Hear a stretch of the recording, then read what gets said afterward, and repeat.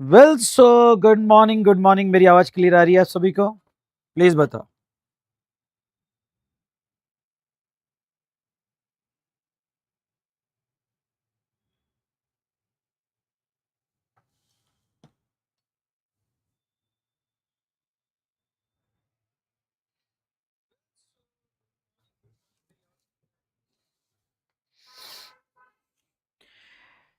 So good morning बच्चों, कैसे हो आप सभी लोग? आई होप आप बहुत अच्छे होंगे और मैं भी बहुत अच्छा हूं।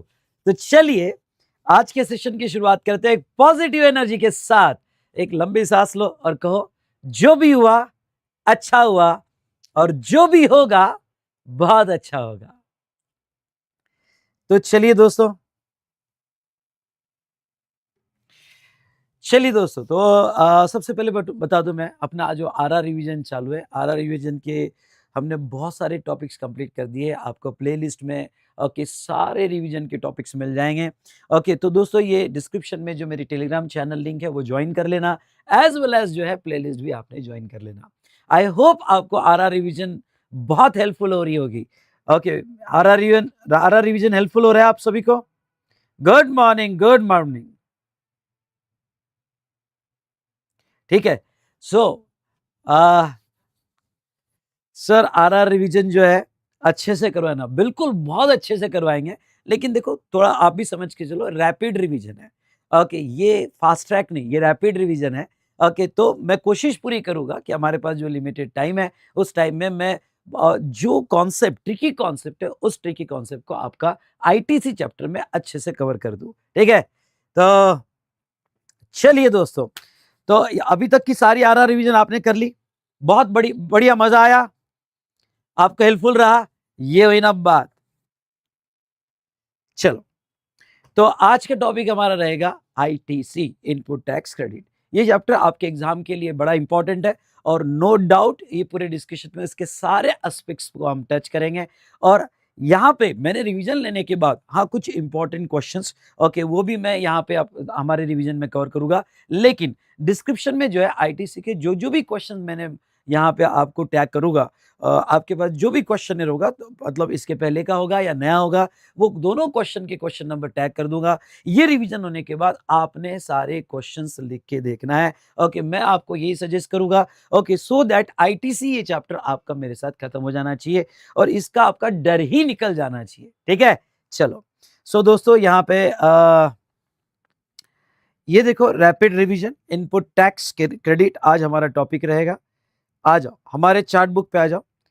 जैसे हमने क्लास में, रेगुलर क्लास में जो है मैक्सिमम क्वेश्चंस लिख के देखे थे, उसके बाद में हमने पूरा छोटे छोटे चार्ट्स भी बनाए थे, और फिर मैंने रेगुलर बैच में, आपको याद होगा, तो मैंने यहाँ पे यस इनपुट टैक्स क्रेडिट की हमारी जो चार्ट बुक थी, चार्ट बुक के समराइज फॉर्म में बहुत अच्छे से आपका रिवीजन करवा लिया था। याद है आपको? याद होगा तो यस कहिएगा। तो चलिए दोस्तों, अब यहाँ पे देखते हैं इनपुट टैक्स क्रेडिट। पहले डेफिनेशन देखते हैं, कुछ थोड़ा बहुत डिस्कशन करते हैं और कुछ इंपॉर्टेंट क्वेश्चंस पे बाद में आते हैं। देखो, पहले सबसे पहले डेफिनेशन है इनपुट्स। ओके सर, एग्जाम के हिसाब से ये डेफिनेशन हमें लर्न करनी पड़ेगी क्या? नहीं। Okay, word to word learn करने की जरूरत नहीं है, लेकिन पहले मैं डेफिनेशन आपको बता दूं और फिर इसको किस तरह से याद रखना है ये बता दूं। सबसे पहले तो बात करते हैं input. Inputs means any goods use और intended to be used, okay, by the supplier. अब देखो, आपको जब एग्जाम में लिखा जाएगा और कभी आएगा कि भाई आप रॉ मटेरियल, जैसे आप क्वेश्चन सॉल्व कर रहे हैं, भाई जो सप्लायर ने रॉ मटेरियल परचेस किया, अब रॉ मटेरियल का आपने क्रेडिट लिया, तो भाई क्रेडिट लिया क्या रीजन है? ओके, तो उसका सिंपल रीजन है कि वो इनपुट है। इनपुट मतलब एनी गुड्स। अब दूसरी बात मैं आपको ये बता दूं कि इनपुट्स में सिर्फ रॉ मटेरियल नहीं आता है, इनपुट में सारे वो गुड्स आते हैं, ओके, जो आपने बिजनेस पर्पस के लिए यूज किए। मतलब मींस एनी गुड्स यूज और intended to be use by supplier in the course और फर्दरेंस ऑफ बिजनेस। ओके, एक जो है थोड़ा आपके नॉलेज के लिए मैं बता दूं, मेरे पास एक ओके, मैंने जस्ट मिनट, मैं आपके जस्ट आपके नॉलेज के लिए बताना चाहता हूँ। यहाँ पे आपने प्रॉफिट एंड लॉस अकाउंट और बैलेंस शीट देखी होगी।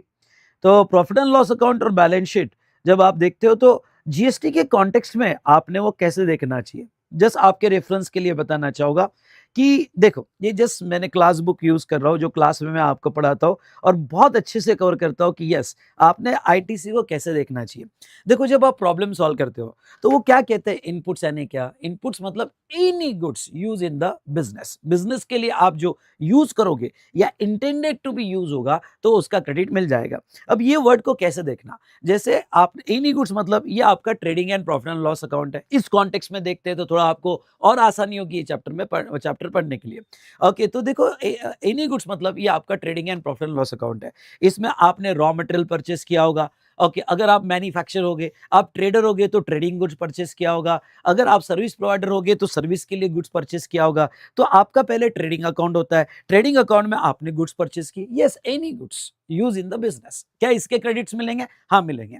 अगर सर आप हमने कोई रॉ मटेरियल खरीदा लेकिन वो इमीडिएट यूज नहीं करने वाले, स्टॉक में खरीद के रखा और नो डाउट उसका क्लोजिंग स्टॉक भी रहेगा, तो सर हमने कोई रॉ मटेरियल परचेस किया जो इंटेंडेड टू यूज है पर इमीडिएट अभी यूज नहीं कर रहे, तो क्या उसके भी क्रेडिट मिलेंगे? हाँ भाई साहब उसके भी क्रेडिट मिलेंगे। यूज और intended to be use, stock में क्यों ना पड़ा रहे पर आपको क्रेडिट मिल जाएगा। ओके दूसरा वर्ड मैं आपका ध्यान लाना चाहूंगा एनी गुड्स, मतलब इनपुट्स है ना सिर्फ रॉ मटेरियल, क्या नहीं, एनी गुड्स का मतलब आपने पैकिंग मटेरियल खरीदा अपने गुड्स के लिए, उसका भी क्रेडिट मिल जाएगा। अगर आपने ओके ट्रेडिंग के जो डायरेक्ट एक्सपेंसेस है जैसे फ्यूल खरीदा, कोई कंज्यूमेबल्स खरीदे, स्टोर खरीदा, ये भी एनी गुड्स में आ जाता है और इसका क्रेडिट मिल जाएगा। ये तो चलो आपके ट्रेडिंग गुड्स है। दूसरा मैं आपको ये बता दूं ओके जो आपके प्रॉफिट एंड लॉस अकाउंट के एक्सपेंसेस है, इसमें कोई गुड्स खरीदा, आई रिपीट सर्विस की बात नहीं कर रहा हूं मैं टेलीफोन बिल, ट्रैवलिंग बिल इनकी बात नहीं कर रहा। ओके कोई गुड्स खरीदा, समझ लो आपने रिपेयर मेंटेनेंस के लिए गुड्स खरीदा होगा। ओके उसके बाद में आपने यहाँ पे प्रिंटिंग स्टेशनरी खरीदी होगी, ऑफिस कंज्यूमेबल खरीदा होगा, और बिजनेस में मतलब फैक्ट्री में, ऑफिस ऑफिस में भी खरीदा होगा, वेयर हाउस में भी खरीदा होगा। तो भाई साहब मेरा कहना क्या आपको, मेरा आपको बस इतना कहना है कि एनी गुड्स परचेस, कोई भी गुड्स आपने परचेस किया ओके तो क्रेडिट दिए। तो जब भी आईटीसी का आप प्रॉब्लम देखो ना तो आईटीसी के प्रॉब्लम में ओके जो भी आपको दिया गया और वो इनपुट के डेफिनेशन में आता है तो डेफिनेटली ओके पहले तो दिमाग में रखना सारे के क्रेडिट मिल जाएंगे एक्सेप्ट ब्लॉक क्रेडिट। सेक्शन 17(5) में मैं आपको ब्लॉक क्रेडिट बताऊंगा और ब्लॉक क्रेडिट छोड़ के आपको सारे के क्रेडिट मिल जाएंगे। ओके ये समझ में आएगा आपको? अगर ये समझ में आएगा तो बोलो यस सर ये समझ में आया। ओके जोर से 1 टाइप करो। तो ये था डेफिनेशन, क्या कौन सी बात का, तो हम देख रहे थे एनी गुड्स और जो भी आपने परचेस किया उसका आपको इनपुट होगा और क्रेडिट दे दिया जाएगा, उसमें बहुत सारी कंडीशंस हम आगे देखेंगे। दूसरी डेफिनेशन क्या है बेटा?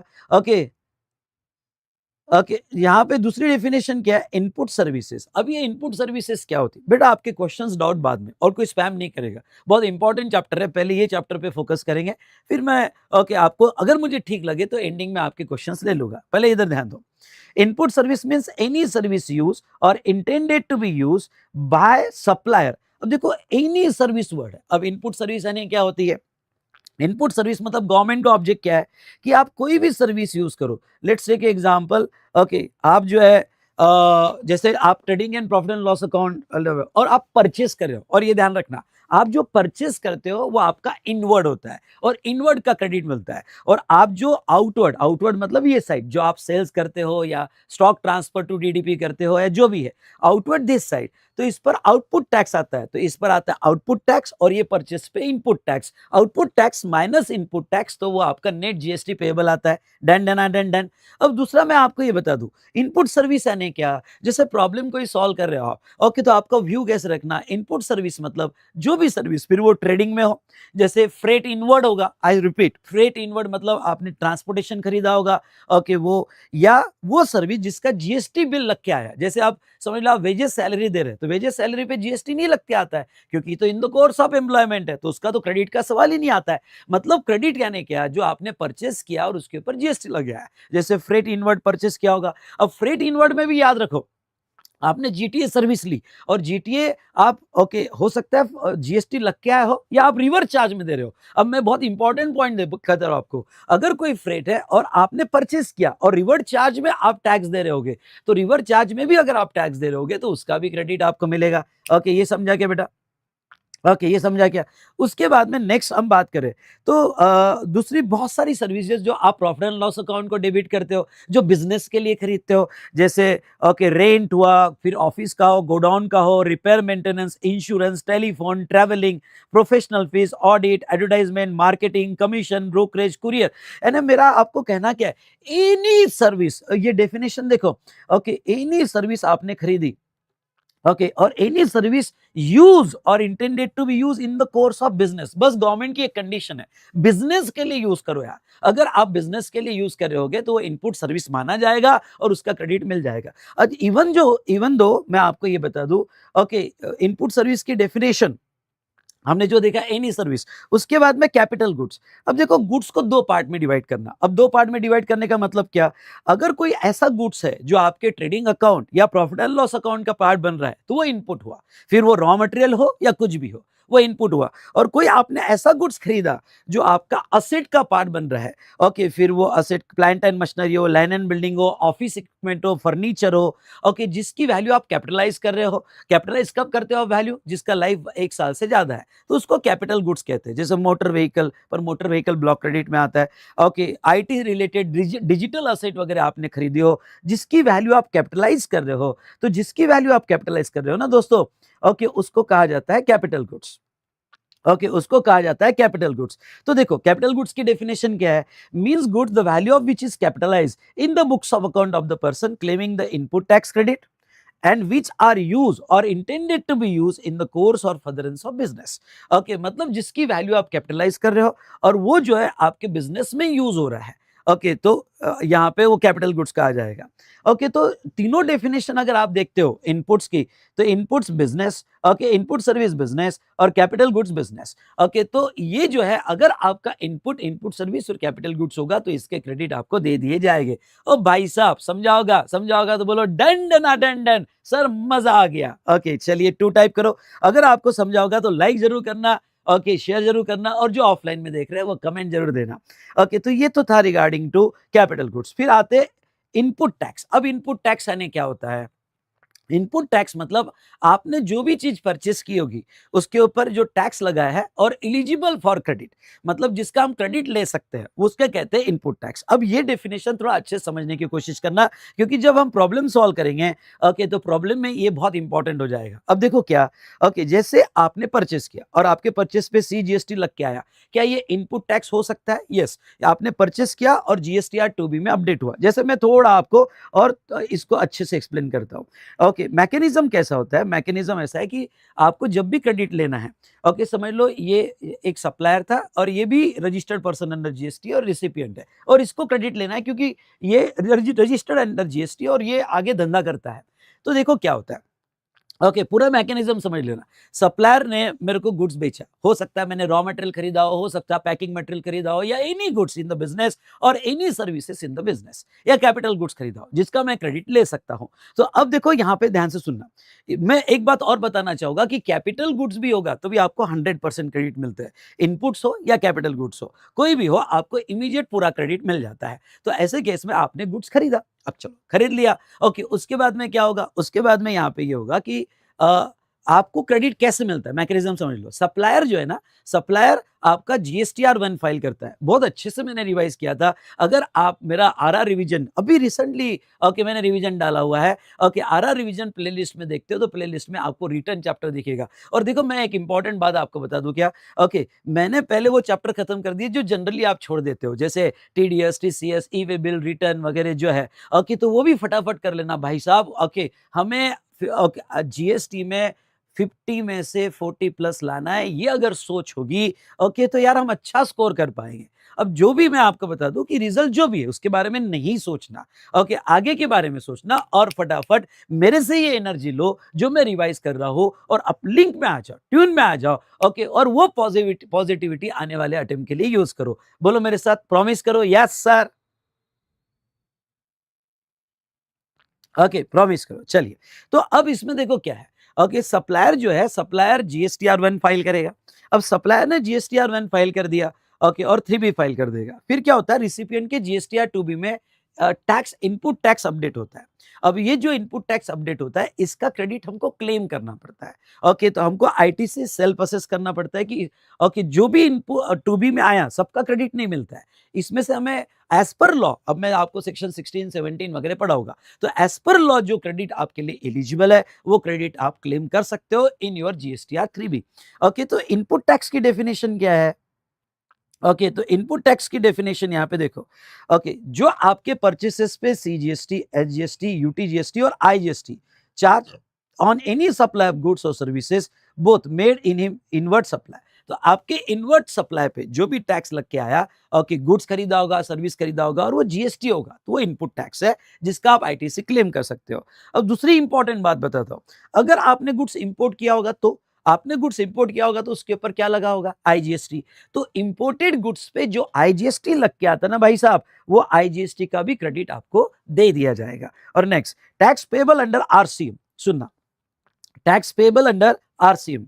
तो अभी बहुत से बार स्टूडेंट को ये कहना रहता है कि सर आरसीएम के केस में, मेरा आरसीएम का सेशन देखना, आपको बहुत समझ में आएगा क्लियरली, और मैंने जो रेगुलर क्लास में पढ़ा है वो याद भी आएगा। ओके, आरआर रिवीजन जो आरसीएम का है, आरसीएम के केस में आपको क्या करना पड़ता है? आरसीएम के केस में आपको जो है ओके टैक्स भी देना पड़ता है, उसके दो इफेक्ट होते हैं, टैक्स भी देना पड़ता है और ऊपर आपको क्रेडिट भी मिलता है। तो जो आरसीएम में आप टैक्स पे कर रहे हो इसी मंथ में, उसका इमीडिएट आप क्रेडिट क्लेम कर सकते हो, क्योंकि है तो आपका इनवर्ट सप्लाई। ओके, तो उसका भी क्रेडिट आप ले सकते हो जो आरसीएम है, लेकिन जो आप कंपोजिशन लेवी से परचेज करोगे उसका क्रेडिट आपको नहीं मिलेगा। ओके, तो ये कुछ इंपॉर्टेंट डेफिनेशन थी। और आउटपुट टैक्स की डेफिनेशन मतलब जो आउटवर्ड पे आप टैक्स दोगे उसे आउटपुट टैक्स कहा जाएगा। चलिए, यहां तक तो clear? Done done done done, बोलो यस सर, क्लियर हो गया। चलिए, ये बात हमने देखा। उसके बाद में सेक्शन 16 पे आते हैं। ओके, सेक्शन 16 पे एग्जाम में क्वेश्चंस कैसे आते हैं? ओके, तो सेक्शन 16 में मैं आपको ये बता दूं कि जब आप प्रॉब्लम सॉल्व करोगे या कोई केस स्टडी सॉल्व करोगे तो कोई स्पेसिफिक 2-3 मार्क की केस स्टडी आएगी, कोई ओके नए रिलेटेड सर्क्यूलर होगा या अमेंडमेंट्स होगी। तो मैंने अमेंडमेंट लेक्चर में आपको दिया है और इसमें भी मैं कवर कर लूंगा। जो भी रिसेंट सर्क्यूलर वगैरह आया तो वो सर्क्यूलर पढ़ के चले जाना, मेरी हर बात नोट करना क्योंकि आपके एग्जाम के लिए इंपॉर्टेंट है। ओके, या कोई अमेंडमेंट यहाँ पे रिसेंट अभी की होगी या इसके पहले वाले अटेम्प्ट की होगी, हो सके तो इसके पहले वाले अटेम्प्ट की अमेंडमेंट जो होगी, ओके, तो वो मैंने आपके बुक में कवर किया है या उसके भी सेशन आपको मिल जाता है यूट्यूब पे, तो वो भी देख लेना। और हमारे इसमें मैं आपको नोट कर दूंगा कि कौन सी चीजें ओके वो अमेंडमेंट हुई थी और आपने अच्छे से पढ़ के जाना है, जिसके ऊपर क्वेश्चन आपको पूछा जा सकता है। ओके, जा सकता है। ओके, तो अब देखो सेक्शन 16 क्या कहता है? सेक्शन 16(1) कहता है एलिजिबिलिटी क्राइटेरिया। भाई एलिजिबल क्राइटेरिया क्या है? ओके, मुझे क्रेडिट लेना है, एलिजिबल, सबसे पहले तो आप जीएसटी में रजिस्टर्ड पर्सन हो सकते हैं। अब इसके ऊपर सवाल कैसे पूछा जा सकता है कि भाई बंदा अनरजिस्टर्ड है, जीएसटी में रजिस्ट्रेशन नहीं लिया, क्या वो परचेसेस के क्रेडिट ले सकता है? क्या नहीं ले सकता? ओके, अगर उसको आईटीसी लेना है, ओके, तो उसको जीएसटी में रजिस्ट्रेशन लेना पड़ेगा। डन। दूसरा, ओके, उसको बिजनेस में यूज करना पड़ेगा, मतलब क्या कि वो अपने पर्सनल पर्पस के लिए कोई गुड्स यूज करता है ना, तो उसको कैसे क्रेडिट मिलेगा? ओके, बिजनेस पर्पस के लिए यूज करना पड़ेगा तो ही उसको क्रेडिट मिलेगा। ये सेक्शन 16(1) की पहली कंडीशन। अच्छा, तो अगर आप ये बेसिक क्राइटेरिया फुलफिल करते हो, मेरी बात सुनना, अगर आप ये बेसिक क्राइटेरिया फुलफिल करते हो तो फिर अब आगे बढ़ो। ओके, और आप अपना आईटीसी क्लेम कर सकते हो। तो देखो, नाउ 16(2) अगर सब सेक्शन के साथ याद रह जाए तो अच्छी बात है। Condition for availment of ITC, हाँ, ये कंडीशंस अच्छे से पढ़ के जाना, ये कंडीशंस अच्छे से पढ़ के जाना। क्या क्या कंडीशंस है for availment of ITC? Okay, तो पहली condition, he is in the position of tax invoice और डेबिट नोट और अदर डॉक्यूमेंट। ओके, बहुत ही बेसिक कंडीशन है कि भाई कोई फ्रॉड नहीं होनी चाहिए।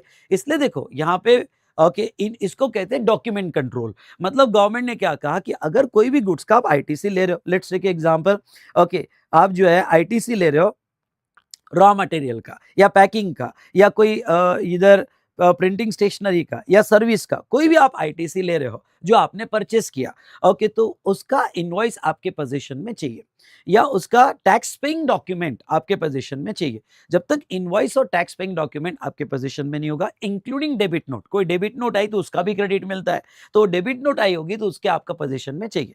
अगर पोजीशन में नहीं होगा तो आपको नहीं मिलेगा। अब इस पर एग्जाम में क्वेश्चन कैसे पूछेंगे कि भाई कोई डॉक्यूमेंट मिसिंग है, अगर कोई डॉक्यूमेंट मिसिंग है तो समझ जाना कि उसका क्रेडिट आपको नहीं लेना है। ओके, तो ये जो है यहाँ पे उनका कहना है कि टैक्स इनवॉइस और डेबिट नोट और अदर डॉक्यूमेंट। अब ये जो है अदर डॉक्यूमेंट में कौन कौन से डॉक्यूमेंट आते हैं? अगर आप रूल 36 में नीचे देखते हो तो मैंने लिस्ट दी हुई है। ओके, अदर डॉक्यूमेंट मतलब ओके, कौन कौन से डॉक्यूमेंट है eligible for ITC? Invoice by the supplier, supplier जो हमें टैक्स इनवॉइस देगा वो टैक्स इनवॉइस एलिजिबल है फॉर आईटीसी। दूसरा, ओके, आरसीएम के केस में सेल्फ इनवॉइस, अगर आपको याद होगा तो आरसीएम के केस में अगर सप्लायर अनरजिस्टर्ड है, ओके, तो हमको रिवर चार्ज में टैक्स देना पड़ता है, जिसका सेल्फ इनवॉइस हमें बनाना पड़ता है। तो वो भी संभाल के रखना, क्योंकि क्रेडिट मिलेंगे। आरसीएम में आप ही पे कर रहे हो लेकिन आपको क्रेडिट मिलेंगे। अगर सप्लायर ने डेबिट नोट दी तो डेबिट नोट एलिजिबल है फॉर आईटीसी। आप इंपोर्ट कर रहे होगे तो इंपोर्ट के केस में बिल ऑफ एंट्री है। और रिवाइज इनवॉइस कभी, ओके, जैसा कभी कभी क्या हो जाता है कि रजिस्ट्रेशन आने में टाइम लगता है, तो एक रिवाइज इनवॉइस कॉन्सेप्ट है इनवॉइस चैप्टर में। ओके, तो रिवाइज इनवॉइस और document bye ISD. Okay, I repeat, document bye ISD. पर ये सर ये क्या होता है आईएसडी, इनपुट सर्विस डिस्ट्रीब्यूटर? ये छोड़ दो, ये फाइनल लेवल का कॉन्सेप्ट है, सिर्फ आप पढ़ के चले जाना, डॉक्यूमेंट बाय आईएसडी। तो चलिए, ये तो आपने देखा इनवॉइस कौन कौन से डॉक्यूमेंट पे आपको क्रेडिट मिलेंगे। लेकिन अब देखो रूल 36 कहता है ठीक है, डॉक्यूमेंट तो ओके, ये डॉक्यूमेंट पे तो आपको क्रेडिट मिलेंगे, ये डॉक्यूमेंटरी कंट्रोल है। पर क्या है कि डॉक्यूमेंट भी आपके ऑथेंटिकेट होने चाहिए। कोई हाथ से बनाया हुआ डॉक्यूमेंट है, कुछ भी नहीं होना चाहिए, तो आपके डॉक्यूमेंट ऑथेंटिकेट माने जाएंगे। तो आपका document details of tax, description of goods और सर्विस और value of supply, GST and place of supply, ये 5 इंफॉर्मेशन बहुत क्लियर होनी चाहिए। एक बार मेरे साथ रिवाइज करो, क्या क्या क्लियर होना चाहिए।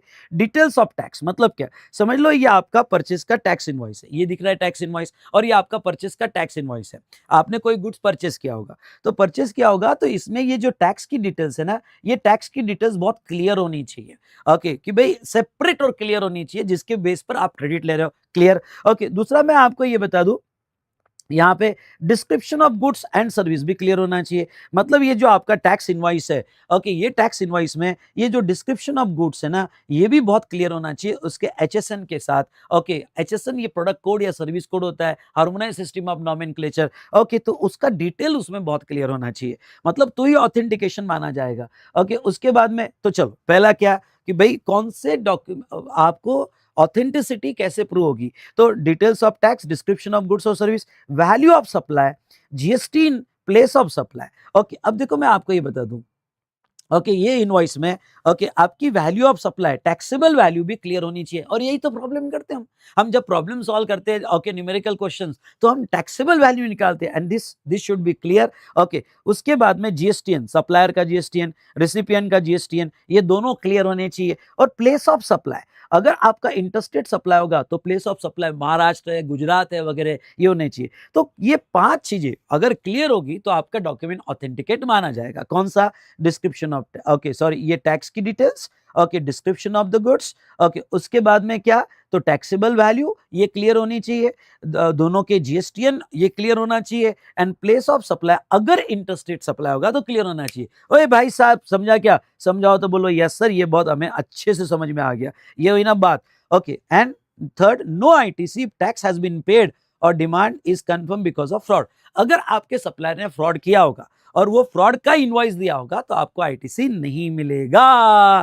ओके, चलिए, तो ये था पहला कंडीशन कि भाई, ओके, ये पहली कंडीशन क्या है कि भाई इनवॉइस, डेबिट नोट या अदर डॉक्यूमेंट्स आपके पोजीशन में चाहिए। ओके, कौन कौन से डॉक्यूमेंट्स हमने देखे, डॉक्यूमेंट्स में कौन सी डिटेल्स इंपॉर्टेंट है वो हमने देख ली, और वो फ्रॉड के नहीं होने चाहिए। ये पहली कंडीशन फुलफिल। अब देखो ये सारी कंडीशन क्यूमुलेटिव कंडीशंस है। ओके, आपने पहली कंप्लीट कर दी, फिर दूसरी भी आपको कंप्लीट करनी पड़ेगी, तीसरी भी कंप्लीट करनी पड़ेगी, और ये सारी कंडीशंस अगर आप फुलफिल करते हो तब जाके आप अपना 3B में आईटीसी क्लेम कर सकते हो कि भाई मुझे इतना आईटीसी मिलेगा। ओके, मुझे इतना आईटीसी मिलेगा। उसके बाद में नेक्स्ट हम देखते हैं एए। एए क्या कहता है ये थोड़ा समझ लो। Okay, the details of invoice or debit note has been furnished by the supplier in GSTR 1 or 1A and such details have been updated in GSTR 2B. अब 1 क्या होता है, 1A क्या होता है? मैंने रिटर्न के आरआर में बहुत अच्छा पढ़ा है भाई साहब, आपको मजा आ जाएगा आपको। तो देखो GSTR 1 और 1 में कोई गलती होगी तो 1A, ये जो अभी आपको बताया, क्या बताया मैंने अभी आपको? ओके, मैंने ये कहा कि देखो, ओके, वो क्या कहते हैं कि आपको उसका ही क्रेडिट मिलेगा। यानी ये बंदा अगर क्रेडिट क्लेम कर रहा है तो आपके सप्लायर ने जीएसटीआर 1 में अपडेट कर देना चाहिए, या आपके सप्लायर ने जीएसटीआर 1A में अपडेट कर देना चाहिए, और आपके 2B में रिफ्लेक्ट होना चाहिए भाई साहब। ओके ये 1A में अपडेट होके आपके 2B में रिफ्लेक्ट होना चाहिए। अगर ये 2B में रिफ्लेक्ट होता है तो आप जो है ओके आईटीसी क्लेम कर सकते हो। Okay done done done done. चलिए ये भी हमने देख लिया। ओके तो ये अपडेटेड जीएसटीआर 1 और 2B और रूल भी यही कहता है 1A और 2B में अपडेट हो जाना चाहिए। ओके चलिए अब थर्ड कंडीशन क्या है? ओके 16 टू ओके बी क्या कहता है? ही has received the goods or services और बोथ। मतलब क्या? ओके मतलब ये कि गुड्स और सर्विसेज रिसीव हो जानी चाहिए। ओके ये एक तरह का फिजिकल कंट्रोल है। ये अभी हम ये क्या देख रहे थे? ये डॉक्यूमेंट कंट्रोल था कि भाई डॉक्यूमेंट क्लियर होने चाहिए। ये सिस्टम कंट्रोल था, सिस्टम में अपडेट हो जाना चाहिए। और दूसरा गुड्स और सर्विसेज, ओके ये फिजिकल कंट्रोल है कि गुड्स और सर्विसेज भी आ जानी चाहिए। अब ये फिजिकल कंट्रोल क्या है? Okay goods or services, let's take example, आपको क्रेडिट कब मिलेगा? ये टेबल बहुत अच्छा टेबल है ओके जो मैंने हमारे चार्ट बुक में, चार्ट बुक ना अल्टीमेट समरी है। अगर आपको मेरे आरआर रिवीजन से समझ में आता है तो इसके बाद क्वेश्चन कर लो भाई साहब, ओके आपके वारे न्यारे हो जाएंगे। ओके अच्छे से समझ में आ जाता है ओके तो वारे न्यारे हो जाएंगे। हाँ और मैं ये कहता हूँ कि जिसको हाँ प्रेजेंटेशन स्किल सीखना है, ओके जिसको कॉन्सेप्ट तो ठीक है, कॉन्सेप्ट तो हम रिवाइज करेंगे, पर प्रेजेंटेशन स्किल पे क्वेश्चन नंबर कि जो पहला क्वेश्चन होता है 10 मार्क्स का क्वेश्चन या एमसीक्यू क्वेश्चन होता है, उसका स्किल सीखना है तो यस हमने एक 100 आवर्स का okay fast track batch announce किया हुआ है for income tax and GST, तो आप उसमें बहुत अच्छे से सीख सकते हो। ओके जो सुपर कॉन्फिडेंस आपका बिल्ड कर दूंगा, लिखने का डर ही आपका दिमाग से खत्म कर दूंगा। ओके तो चलिए ओके तो ये देखो यहाँ पे मैं आपको ये बता दूं कि he has received the goods. अब मैं आपके सामने 4 सिचुएशन लेता हूँ, A B C and D. ये 4 सिचुएशन है। पहला केस है कि पहला आपने कोई गुड्स खरीदा होगा, आपने गुड्स खरीदा, date of receipt of invoice, क्या इनवॉइस आ गया? हाँ वन ऑफ द कंडीशन है कि इनवॉइस पोजीशन में होना चाहिए। इनवॉइस आया 25 ऑफ अप्रैल में। ओके सेकंड कंडीशन है गुड्स और सर्विस रिसीव हो जानी चाहिए, वो भी अप्रैल में रिसीव हो गई। ओके थर्ड आपके 2B में अपडेट हो जाना चाहिए। तो 2B के अप्रैल का जो 2B था है ना, अप्रैल का 2B अगले महीने में अपडेट होता है, पर अप्रैल के 2B में वो आ गया। ओके यानी हम क्रेडिट कब क्लेम करेंगे? हम क्रेडिट अगले महीने की 20 तारीख जब जीएसटीआर 3B फाइल करेंगे तो 3B में हम हमारा आईटीसी क्लेम करेंगे, उसके पहले वो आपका 2B में अपडेट हो जाएगा April, for the month of April. तो लॉ क्या कहता है? अब भाई ओके इनवॉइस जो है ओके तो जहां तक वो क्या कहते हैं जो इनवॉइस है, ध्यान से सुनना, जो इनवॉइस है अप्रैल में आ गया, गुड्स सर्विस अप्रैल में आ गई। ओके 2B जो है अप्रैल का हो गया, तो फिर आप क्रेडिट अप्रैल में ही क्लेम कर लो, क्रेडिट अप्रैल में ही क्लेम कर लो। लेकिन कभी कभी आपको प्रॉब्लम में एडजस्टमेंट क्या दी जाती है, और ये एडजस्टमेंट बड़ी इंपॉर्टेंट है। इनवॉइस अप्रैल में आया, गुड्स मई में रिसीव हुआ और 2B के अप्रैल में आया, अब तीनों एक साथ होनी चाहिए। अब गड़बड़ क्या हो गई कि इनवॉइस और 2B अपडेट हुए अप्रैल में, लेकिन गुड्स रिसीव्ड इन में, तो फिर आप अप्रैल के 3B में, अप्रैल का 3B कब जाएगा? 20 मई को, तो अप्रैल के 3B में आप आईटीसी क्लेम नहीं कर सकते। ओके नहीं कर सकते, क्यों? क्योंकि अप्रैल में अगर क्लेम करना है तो आपकी तीनों कंडीशन फुलफिल हो जाएगी। तो अगर आपको प्रॉब्लम में ऐसा है कि गुड्स अभी नहीं आया, बाद में आया, सिर्फ इनवॉइस आया, तो आपको लिखना पड़ेगा okay ITC is available when goods और service actually received. Okay in the given month goods और सर्विस इज नॉट रिसीव्ड, तो ये मंथ में तो नहीं मिलेगा। फिर इसका आईटीसी कब मिलेगा? जब वो रिसीव होगा। ओके रिसीव होगा मई में, तो मई के आप जब 3B फाइल करोगे उसमें क्लेम करोगे। अब कभी कभी क्या हुआ, इनवॉइस मई में आ गया, गुड्स अप्रैल में आ गया और 2B मई में अपडेट हुआ, तो फिर मई में मिलेगा आपको आईटीसी एलिजिबिलिटी, मई में आएगी। उसके बाद में अप्रैल और 2B जुलाई में अपडेट हुआ। ओ भाई साहब ओके मेरा सप्लायर ने ना लेट अपडेट किया जीएसटीआर 1, तो मेरा 2B वो जुलाई के 2B में आया, तो जुलाई में मिलेगा। मतलब ये कहो क्या आपको, अगर ये तीनों एक साथ फुलफिल होता है तो वो मंथ में लो, तीनों में से भी कोई भी आगे बढ़ गया तो फिर वो मंथ में जो लेटर होगा, ये तीनों में से जो लेटर होगा उस मंथ में आपको क्रेडिट मिलेगा। ओके ये समझा होगा तो बोलो यस सर, मजा आ गया। ओके चलिए ओके फटाफट यहाँ पे ओके समझा होगा तो बी टाइप करो जितने भी स्टूडेंट मेरे साथ कनेक्टेड हो गए। ओके चलिए अब दूसरा हम यहाँ पे एक हाँ ये एक सर्कुलर है, अच्छा सर्कुलर है। ओके थोड़ी देर बाद में समझाता हूँ, पर बड़ा अच्छा सर्कुलर है, एक्स वर्क्स कॉन्ट्रैक्ट बेसिस। चलो अभी समझा देता हूं, और इस पे क्वेश्चन आपको एग्जाम में आ सकता है। अमेंडमेंट अच्छे से पढ़ के चले जाना, एग्जाम में क्वेश्चन आ सकता है। ये एक्स वर्क्स कॉन्ट्रैक्ट क्या होता है, चलो मैं आपको बताना चाहूंगा। एक्स वर्क्स कॉन्ट्रैक्ट क्या होता है, थोड़ा समझ लो, आपके अमेंडमेंट भी है और मैंने चार्ट में भी दे दिया। क्या होता है कि ये मोटर व्हीकल के जो कॉन्ट्रैक्टर होते हैं, जैसे मेरा पुणे में डीलरशिप है और डीलरशिप यहाँ पे पुणे में मारुति का है। ओके, डीलर हूँ मैं, मारुति का डीलर हूँ। ओके, और ये कार, बहुत सारी कार मेरे शोरूम में रखी है। अब ये किससे खरीदता हूँ? ये खरीदता हूँ मारुति उद्योग लिमिटेड, MUL, इससे कार खरीदता हूँ। ये मैन्युफैक्चरर है। ओके, ये मैन्युफैक्चरर है। अब ये जो मैन्युफैक्चरर है, ध्यान से सुनना। ओके, तो ये जो मैन्युफैक्चरर है, अब क्या होता है कि ये जो है ना, यहाँ पे factory gate, ex factory sale करते हैं। एक्स फैक्ट्री सेल मतलब कार लोड कर दी। ओके, इसको एक्स फैक्ट्री कहा जाता है, एक्स फैक्ट्री, या और ex works contract, ex works contract, ex factory या एक्स वर्क्स कॉन्ट्रैक्ट कहा जाता है। ठीक है, तो ये एक्स फैक्ट्री हुआ या एक्स वर्क्स कॉन्ट्रैक्ट हो गया। अब दूसरा यहाँ पे समझ लो क्या होता है, मतलब इसके आगे का ट्रांसपोर्टेशन बायर करवाएगा, मैन्युफैक्चर नहीं करवाएगा। मैन्युफैक्चर बोलता है यहाँ इसके आगे जो है बायर करवाएगा, फिर बायर ट्रांसपोर्टर अपॉइंट करता है और बायर, ओके, बायर इसका ट्रांसपोर्टेशन करवाता है। ओके, यहाँ पे सुनो, बायर इसका ट्रांसपोर्टेशन करवाता है। अब देखो क्या हुआ इसमें, ये हुआ कि ये जो डीलर है, यहाँ पे ये जो डीलर है मारुति का, ये डीलर ने जैसे ही वहां कार लोड हुई, ओके, समझ लो कार लोड हुई यहाँ पे 10 अप्रैल 26 को। ओके, तो समझ लो कार लोड हुई 10 अप्रैल 26 को, और उसके बाद में इसको एक्चुअल रिसीव्ड हुई कार, और वो हुई 5 मई में, 5 मई 26 में रिसीव हुई। Okay, goods receive. इसने क्या किया था, आईटीसी क्लेम कर लिया था GSTR 3B में, और वो आईटीसी क्लेम कर लिया था अप्रैल में। क्यों?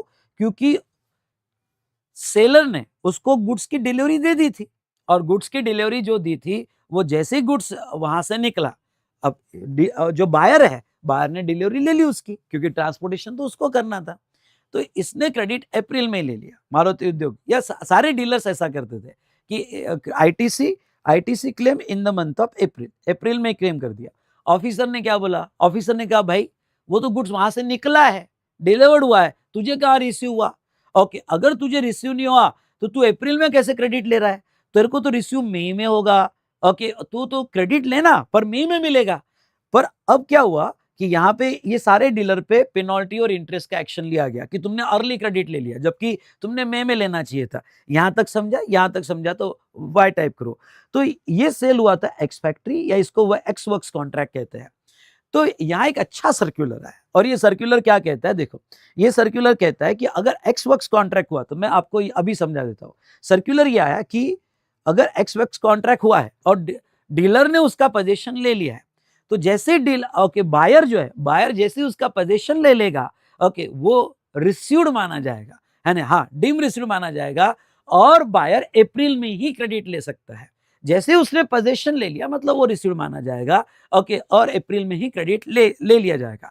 हाँ, फ्यूचर में अगर लॉस होता है, ट्रांजिट में एक्सीडेंट हो जाता है, तो लिए हुए क्रेडिट रिवर्स करने पड़ेंगे, लिए क्रेडिट रिवर्स करने पड़ेंगे। मतलब क्या हुआ? मतलब जो बायर ने अप्रैल में क्रेडिट लिया, ओके, एक मिनट रुको, जस्ट ए मिनट।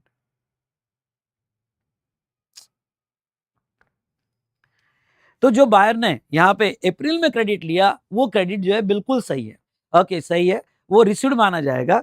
जबकि क्यों? क्योंकि उसने पोजीशन ले लिया था। तो ये बहुत अच्छा सर्कुलर है, इसके ऊपर क्वेश्चन आ सकता है। ध्यान से देखो, इन ऑटोमोबाइल सेक्टर, मेरे साथ रीड करो, in automobile sector dealer can claim ITC when vehicle are handed over, वो अंडरलाइन करना, when vehicle are handed over to the transporter at the OEM factory. अब OEM मतलब क्या? ओरिजिनल इक्विपमेंट मैन्युफैक्चरर, लिख दो। OEM मतलब original equipment manufacturer, यानी Maruti. Okay, manufacturer gate under ex works contract, मतलब क्या? जिस दिन मारुति के फैक्ट्री गेट पे डिलीवरी दे दी, ओके, उस दिन ही, ओके, बायर को हैंडओवर मान लिया जाएगा। And this is considered as a receipt of goods, और वो बायर को रिसीव हो गया, ये भी मान लिया जाएगा। If the supplier arranges transport and insurance on the behalf of dealer and dealer bear the risk, dealer मतलब buyer, risk of loss in transit, ITC still allowed, मतलब उसको आईटीसी दे दिया जाएगा। However, ITC is not allowed if goods are used in non-business purpose, lost, stolen or given as a gift. लेकिन अगर वो goods हमने ITC तो दे दिए, पर बाद में पता चला कि लॉस्ट हुए, स्टोलन हुए, ट्रांजिट में खराब हुए, तो बाद में वो आईटीसी जो लिए गए हैं वो रिवर्स कर देंगे। ओके, ये सर्कुलर समझा क्या? तो what are the take away of this circular? पहला, ओके, जैसे हमारे मैन्युफैक्चरर ने डिलीवरी दे दी, इधर डीलर आईटीसी इमीडिएट ले सकता है, इवन दो उसके शॉप में आए नहीं है, पर डिलीवरी मिल गई, वो आईटीसी ले सकता है। दूसरा यहाँ पे कि लेकिन अगर इन ट्रांजिट लॉस हो जाता है, इन ट्रांजिट स्टोलन हो जाता है या गुड्स नहीं आया, तो लिए हुए आईटीसी रिवर्स करने पड़ेंगे, यानी उसका आईटीसी नहीं मिलेगा। ओके, समझा होगा? ये सर्कुलर इंपॉर्टेंट था, समझा होगा तो बोलो यस सर। ओके भाई साहब, तो चलिए ये हमने देख लिया रिगार्डिंग टू ओके कि जो आईटीसी है वो आईटीसी और एक्स वर्क्स कॉन्ट्रैक्ट क्या कहता है। क्लियर? चलिए ये हमने देखा। सर आपने ये जो पढ़ा है ये यहाँ क्यों पढ़ा है? क्यों? क्योंकि वन ऑफ द कंडीशन है गुड्स मस्ट बी रिसीव्ड, तो रिसीव्ड का इंटरप्रिटेशन है। अगर सप्लायर ने हमको डिलीवरी दी तो वो केस में रिसीव माना जाएगा। अब एक कॉन्सेप्ट जहां आपको कंफ्यूजन होता है, और वो कॉन्सेप्ट है bill to ship to. Okay, वो कॉन्सेप्ट को समझ लो, and that concept is bill to ship to. What is this bill to ship to? Okay, देखो अब बिल टू शिप टू क्या होता है, मैं आपको थोड़ा अच्छे से समझा देता हूँ। बहुत सी बार बिजनेस में, और अब तो आप इनफ मैच्योर्ड हो गए, बिजनेस में ऐसा होता है कि समझ लो आप जो है अमेजोन टाइप, ओके, पर वो अमेजोन ईसीओ है, पर अमेजोन टाइप आपको कोई गुड्स खरीदना है, और के बड़ा गुड्स खरीदना है, और आपने यहाँ पे मिस्टर ए को ऑर्डर दिया। ओके, मिस्टर ए को ऑर्डर दिया कि भाई गुड्स सप्लाई कर। अब मिस्टर ए तो डीलर है। ओके, आपके ऑर्डर पे मिस्टर ए ने जो उसका यहाँ पे सप्लायर या मैन्युफैक्चरर है उसको ऑर्डर दिया कि भाई गुड्स बनाओ, तो आप कस्टमर हो, तो ये केस में मिस्टर ए और आपका ही कनेक्शन है। फिर आपके ऑर्डर पे उसने आगे ऑर्डर दी, उसका जो मेन सप्लायर या मैन्युफैक्चरर होगा उसको ऑर्डर दी। अब क्या हो जाता है कि बहुत सी बार ओके ये मिस्टर ए क्या कहता है कि ये मिस्टर एम तू एक काम कर, तू ये जो है ना गुड्स डायरेक्टली सी को भेज दे, शिप टू डायरेक्टली सी को कर दे। ओके, लेकिन इनवॉइस मुझे भेज। ओके, इनवॉइस मुझे भेज। तो ऐसे केस में आपके दो इनवॉइस होते हैं, क्योंकि मैन्युफैक्चरर इनवॉइस मिस्टर ए को देगा क्योंकि उसका कनेक्शन ए के साथ है, और वो शिप टू सी को कर देगा, और यहाँ पे ये इनवॉइस टू आता है, यहाँ पे इनवॉइस टू आता है। ओके, फिर मिस्टर ए सी को इनवॉइस देगा, ऐसे दो इनवॉइस बनते हैं, और गुड्स डायरेक्टली डिलीवर्ड हो जाता है, और वो जो कस्टमर ओरिजिनल कस्टमर है, तो on the direction of third person, इसको हम कहते हैं ओके सॉरी, इसको हम कहते हैं यहाँ पे रजिस्टर्ड पर्सन, जिसके डायरेक्शन पे, या आप कह सकते हो third person. Okay, third person जिसके डायरेक्शन पे, ओके, ऑन उस डायरेक्शन, जो डायरेक्शन देता है और उसके डायरेक्शन पे गुड्स डिलीवर्ड हो जाता है। समझा क्या? बिल टू शिप टू समझा होगा। ओके, तो बी टाइप करो, चलो बिल टू शिप टू समझा होगा तो बी टाइप करो, तो इसके डायरेक्शन पे गुड्स आगे निकल जाता है। तो ऐसे केस में अब क्या हुआ कि मिस्टर ए का ये आउटवर्ड है। ओके, मिस्टर ए का आउटवर्ड है कि उसने माल बेचा है, उसके प्रॉफिट एंड लॉस अकाउंट में ये सेल होगी, और उसके प्रॉफिट एंड लॉस अकाउंट में ये परचेस होगी, मिस्टर ए की ये परचेस होगी। अब ये मिस्टर ए की जो परचेस होगी ये उसका इनवर्ड होगा, ये उसका आउटवर्ड होगा, वो भी क्रेडिट लेगा भाई। ओके, क्योंकि उसने भी माल बेचा है, उसने भी परचेस किया, ठीक है ना, डिलीवरी डायरेक्ट गई, लेकिन सेल परचेस तो उसकी भी हुई है, तो अब वो क्रेडिट लेगा। अगर वो क्रेडिट लेगा, ध्यान से सुनना, तो सवाल ये है कि one of the condition of taking ITC क्या है? One of the condition of taking ITC ये है कि गुड्स मस्ट बी रिसीव्ड। बंदे को गुड्स रिसीव ही नहीं हुआ, ओके, गुड्स बंदे ने तो डायरेक्ट डिलीवरी दे दी, तो अब उसको क्रेडिट कैसे मिलेंगे? तो इन लोगों के लिए, जैसा मिस्टर ए है, इन लोगों के लिए गवर्नमेंट ने एक एक्सप्लेनेशन लाया, और एक्सप्लेनेशन क्या कहता है कि अगर कोई बिल टू शिप टू होगा, बिल टू मतलब बिल टू इसको और शिप टू इसको, तो ये केस में जिस दिन ये जो सप्लायर है, ओके, ये डिलीवर्ड कर देगा, ओके, ये सप्लायर डिलीवर्ड कर देगा किसको? बायर को, उस दिन ओके ये थर्ड पर्सन को for taking credit deem to be received माना जाएगा, डीम टू बी रिसीव्ड माना जाएगा। ओके, सो ये था रिगार्डिंग टू यहाँ पे okay bill to ship to model. It shall be deem to be received, underline, when goods are delivered by supplier to recipient, मतलब वो थर्ड पर्सन को deem to be received to register person who directed, अगर आपको लिखना है तो लिख सकते हो, who directed for bill to ship to। Okay, तो उसको कब रिसीव माना जाएगा? जब सप्लायर ने रिसिपिएंट को दे दिया, और सर्विस होगी तो services provided by the supplier. Okay बेटा, मैं इन बिटवीन डाउट एंटरटेन नहीं करूंगा, डाउट आखिरी में, मैं मेरा फ्लो बिल्कुल यहाँ पे डिस्टर्ब नहीं करूंगा। ओके, यहाँ बहुत सारे स्टूडेंट्स कनेक्टेड है या देखेंगे, मैं इन बिटवीन डिस्टर्ब नहीं करूंगा, वो आखिरी में देखेंगे आपके डाउट्स। तो ये था बिल्ड टू शिफ्ट टू, समझा गया सबको बिल्ड टू शिफ्ट टू? और मजा आया होगा तो लाइक कर दो भाई साहब, और कमेंट जरूर देना जो यहाँ पे रिकॉर्डेड मोड में देखेंगे। ओके, तो यहाँ पे बी ए, चलो नेक्स्ट आते हैं बी ए पर। नेक्स्ट कंडीशन क्या? कंडीशन खत्म नहीं हुई भाई साहब, अभी कंडीशन चल रही है। The details of input tax credit in respect of the said supply communicated to such registered person under section 38 has been restricted. Okay अब क्या है, ये आपको ज्यादा डिप में जाने की जरूरत नहीं है। गवर्नमेंट कुछ ब्लैकलिस्ट प्रोवाइड करेंगे, मतलब जो कंटिन्यूअस डिफॉल्टर है वो ब्लैकलिस्ट में डाल देंगे, और इन ब्लैकलिस्ट वालों से अगर आपने परचेस किया तो आपको क्रेडिट नहीं मिलेगा। ओके, आपको क्रेडिट नहीं मिलेगा। उसके बाद में next, tax charge on such supply, ध्यान सुनना, tax charge on such supply has been actually paid to the government by the supplier. अब ये थोड़ा ट्रिकी है, ये अच्छे से समझ लो। तो चलो, यहां तक सबको समझ में आया? यस और नो? समझा होगा तो सबसे पहले तो लाइक मार दो।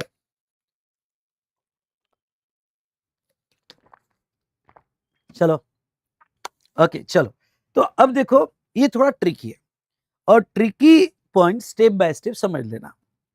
ओके, अब वो कहते क्या है, देखो, वन ऑफ द कंडीशन क्या है कि जो आपने, अब देखो यहां पे एक मिनट,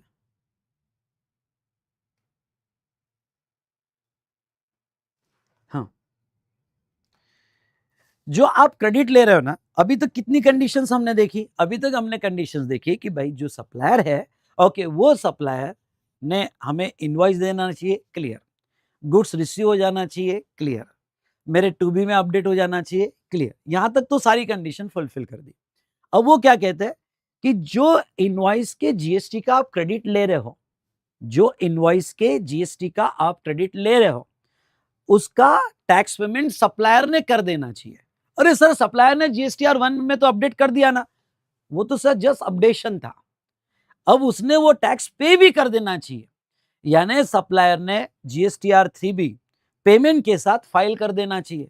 अरे सर मतलब, हाँ, उसने पे कर देना। सर अगर उसने 3B नहीं दिया और पेमेंट नहीं किया तो?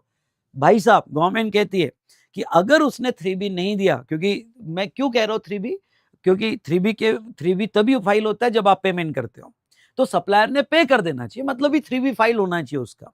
और अगर तुम्हारे सप्लायर ने जीएसटीआर 1 में अपडेट करने के बाद भी 3B में फाइल नहीं हुआ और पेमेंट नहीं किया गया, तो आपके क्रेडिट डिनाय कर दिए जाएंगे।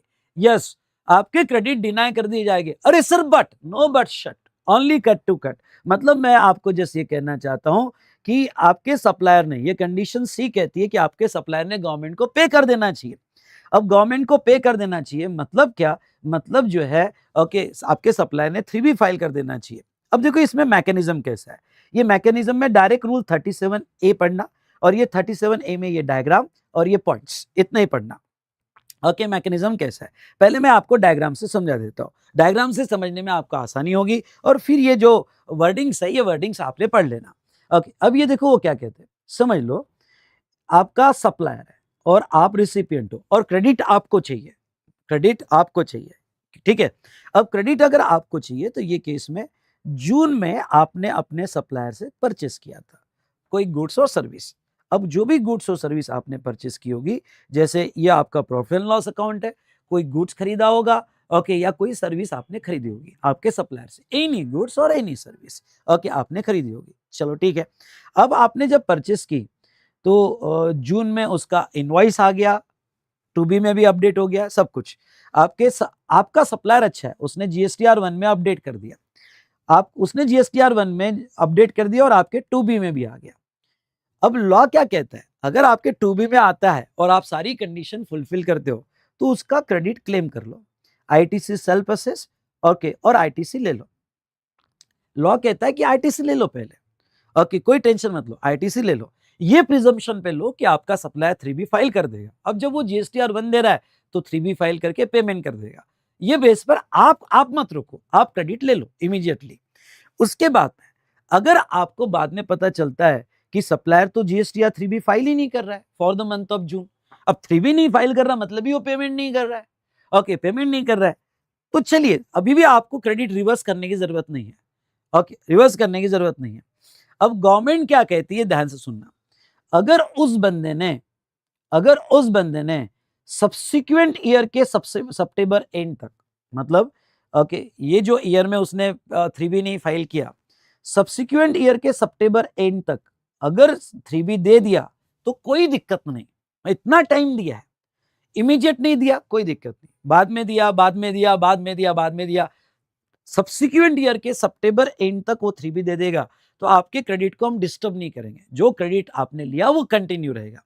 लेकिन अगर आपके सप्लायर ने सब्सिक्वेंट ईयर के सितंबर एंड तक 3B नहीं दिया, तो ऐसे सिचुएशन में ओके, अब सितंबर एंड 3B नहीं दिया, and if GSTR 3B is not filed till September and, नहीं फाइल किया, तो फिर क्या करेंगे? फिर भाई साहब ओके, आपको 30 नवंबर तक, यानी आपको और 2 महीना है, यानी उसने अगर 30 सितंबर तक नहीं दिया, तो आपको ये जो आपने आईटीसी लिया था, ये 30 नवंबर तक आपको रिवर्स करना पड़ेगा, रिवर्स करना पड़ेगा। और अगर आपने रिवर्स नहीं किया तो आपको इंटरेस्ट भी लग जाएगा, रिवर्स कर दिया तो इंटरेस्ट नहीं लगेगा, लेकिन अगर आपने 30 नवंबर तक रिवर्स नहीं किया ओके, तो फिर उसके बाद में इंटरेस्ट लग जाएगा 18% पर एनम से, ठीक है। अच्छा सर, उसने सप्लायर ने हमने सप्लायर को कॉल किया, अरे यार 3B फाइल करना, मैंने क्रेडिट लिया हुआ है ना, बंदे ने 3B फाइल ही नहीं किया, और हम पीछे लगे, एंड भी सितंबर एंड हो गया और उसने फाइल नहीं किया, तो हमारा क्रेडिट तो हमने रिवर्स कर दिया, नुकसान हो गया हमारा। तो पर लॉ क्या कहता है? लॉ ये कहता है कि यहाँ पे बाद में उसने अगर 3B फाइल कर दिया, बाद में कभी आगे आगे जब भी उसने अगर 3B फाइल कर दिया, तो आप क्रेडिट रिक्लेम कर सकते हो, रीअवेल कर सकते हो। अभी तो आप रिवर्स कर दो, और रिवर्स करने के बाद में जब भी वो 3B फाइल कर देगा for the month of June का 3B जब भी वो फाइल कर देगा, आप अपने क्रेडिट क्लेम कर लेना।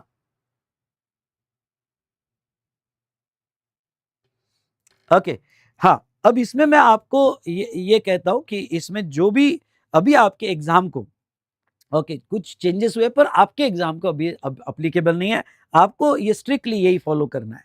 आपको जो है जनवरी 26 के लिए जो भी जीएसटी रिफॉर्म 2.0 के चेंजेस है वो आपको अभी अप्लीकेबल नहीं है। हाँ, लेकिन जो मई या सब्सिक्वेंट एग्जाम के होगा तो वो तो मैं कवर कर लूंगा, ठीक है। तो ये था रिगार्डिंग टू, यहाँ पे जहां तक देखा जाए हमने देखा कि आप इसकी टेक अवे क्या है? टेक अवे ये है कि आपको इमीडिएट क्रेडिट मिल जाएगा।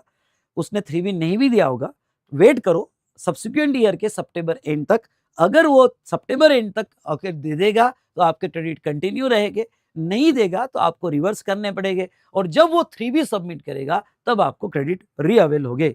ओके, तो इंटरेस्ट का अमाउंट सप्लायर देगा क्या, अब वो तुम्हारा झगड़ा है, गवर्नमेंट को उससे कोई लेना देना नहीं है। चलिए, तो ये बस, इससे ज्यादा इंटर लेवल पे मत जाओ, बस इतना ही काफी है आपको। चलो, तो ये था रिगार्डिंग टू, जहां तक देखा जाए हमारा सी कंडीशन, और ये सारे पॉइंट्स आपने पढ़ लेना प्रॉपरली। और उसके बाद में D point, he has furnished the return under okay section 39, मतलब अगर आपको क्रेडिट लेना है, अगर रिसिपिएंट क्रेडिट लेना चाहता है, तो ये केस में उसको यहाँ पे कंप्लीट रिटर्न फाइल करना पड़ेगा। तो अगर रिटर्न फाइल करोगे तो ही आप क्रेडिट क्लेम कर पाओगे, नहीं तो क्रेडिट क्लेम नहीं कर पाओगे।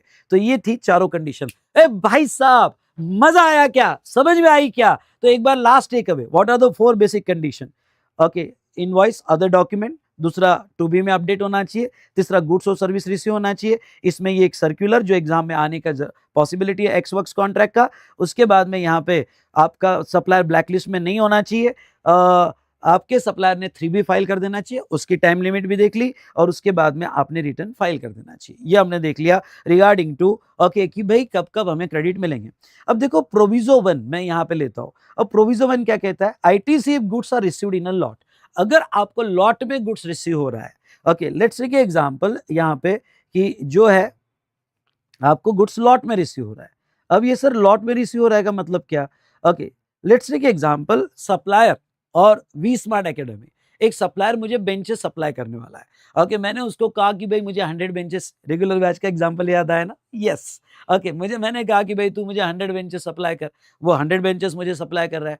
अब ये 100 बेंचेस जो मुझे सप्लाई कर रहा है, उसका एक ही इनवॉइस दिया उसने, भाई 7 लाख का है, ओके, और उसका जीएसटी 126, पर वो कहा कि सर मैं एक साथ नहीं दे पाऊंगा, आपको पहले 30 वेंचर्स दूंगा, बाद में 40 दूंगा, बाद में 30 दूंगा, ऐसे। ओके, मैं ऐसा दूंगा सर, लॉट में दूंगा। और इनवॉइस उसने मुझे अप्रैल में दे दिया, पूरा लमसम इनवॉइस 100 बेंचेस का अप्रैल में दे दिया। तो इनवॉइस इज रिसीव्ड, पर मुझे गुड्स इंस्टॉलमेंट में आ रहा है।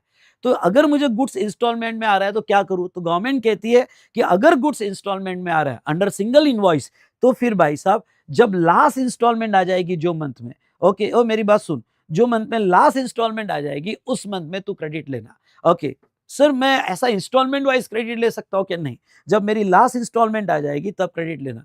करेक्ट, सही है। चलो आपको याद आ जाएगा, आ गया। चलो ये हमने देख लिया प्रोविजो 1, इसको हाईलाइट कर दो। ओके, अब प्रोविजो 2 क्या कहता है? चलो प्रोविजो 2 पे आ जाओ। अब प्रोविजो 2 के लिए मैंने जो है इधर आपको डायग्राम दी है, पहले मैं डायग्राम से समझा देता हूं। अब ये डायग्राम में देखो क्या है, केयरफुली देखना जो मैं आपको समझा रहा हूं। ओके, देखो एक सप्लायर है, ओके, और दूसरा रिसिपिएंट है। ओके, सप्लायर है और एक सप्लायर है और दूसरा रिसिपिएंट है। अब देखो सप्लायर ने गुड्स या सर्विस का सप्लाई रिसिपिएंट को किया, टैक्स इनवॉइस बनाया, और वो टैक्स इनवॉइस 30 लाख का है, उसके ऊपर जीएसटी लगाया 3.6। और मैं आपको ये कह दूं कि अगर आप ये एग्जाम, ये मेरा रिवीजन जनवरी के लिए देख रहे हो या मई सितंबर 26 के लिए देख रहे हो, तो मैं आपको एक बात कह देना चाहता हूँ, रेट्स में एग्जाम्पल लेते हो कुछ भी दूं, ठीक है, रेट्स आपको, नए रेट भी आपको लर्न नहीं करना है। जीएसटी रिफॉर्म 2.0 जो है उसमें जो रेट के चेंजेस हुए हैं, ओके, वो रेट के चेंजेस आपको लर्न नहीं करना है, आपको प्रॉब्लम में रेट्स दे दिए जाएंगे। हो सकता है कि 12% रेट अब खत्म हो गया हो, ओके, मैंने लिया है 12% पर खत्म हो गया हो, वो रेट पे एम्फेसाइज मत करो, कॉन्सेप्ट पे एम्फेसाइज करो, ठीक है। तो अब यहाँ पे यानी जब भी आप मेरा लेक्चर सुन रहे होगे तो मैं ये हो सकता है कि 12% खत्म हो गया, अब 18% है, रेट से आपको कोई लेना देना नहीं, वो प्रॉब्लम में दे दिया जाएगा। इतना तो अब आपको एक्सपीरियंस आ गया, क्लास किए हो गया आपने। तो जहां तक है, सप्लायर ने इनवॉइस भी दे दिया, पहला कंडीशन है क्या? इनवॉइस आ चुका है, yes, yes.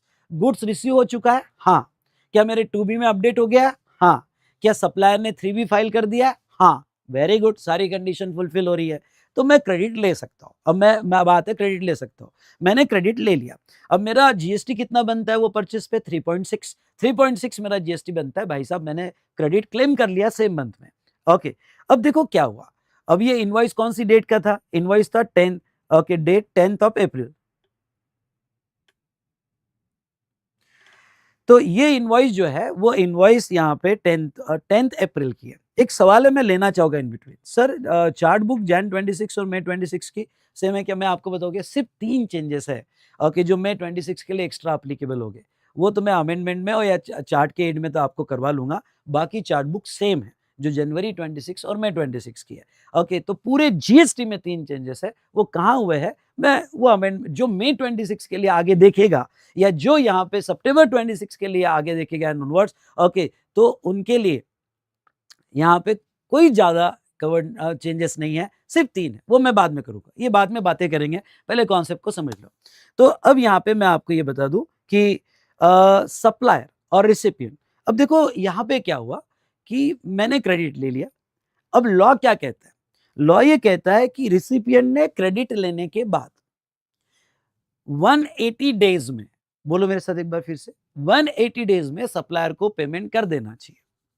I repeat, 180 days में सप्लायर को पेमेंट कर देना चाहिए फ्रॉम द, अच्छा 180 डेज कहां से? From the date of invoice. भाई इनवॉइस कब का था? 10th अप्रैल, वहां से 180 डेज। आप 6 मंथ भी मत लिखना, 180 डेज कैलकुलेट करना। तो अगर 10th अप्रैल से 180 डेज जो है तो 7th October, I think 7th अक्टूबर को खत्म होते हैं, कैलकुलेट कर लो। 7th अक्टूबर तक मैंने उसका 30 लाख की वैल्यू प्लस जीएसटी, सुन, 30 लाख की वैल्यू प्लस जीएसटी दोनों पेमेंट मैंने उसको कर देना चाहिए। अगर मैंने पेमेंट कर दिया, ओके, तो कोई प्रॉब्लम नहीं, मैंने क्रेडिट लिया। अब देखो यहाँ 3 पॉसिबिलिटी होगी, यानी वैल्यू प्लस जीएसटी आपने, पहली possibility, if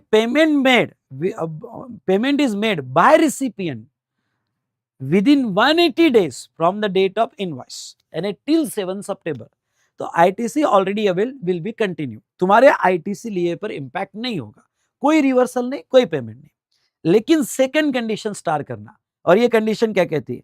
if payment is not made by recipient within 180 days, कहां से 180 डेज?